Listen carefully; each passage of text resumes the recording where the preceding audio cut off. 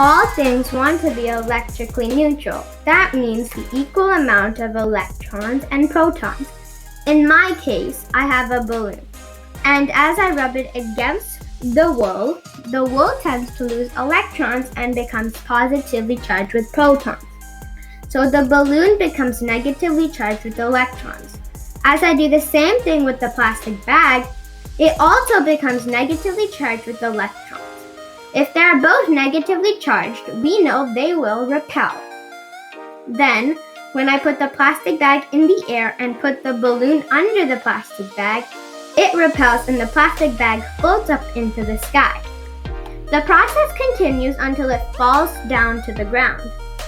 Sometimes it will come over to a positively charged object or an electrically neutral object. In that case, the bag is then attracted to the object.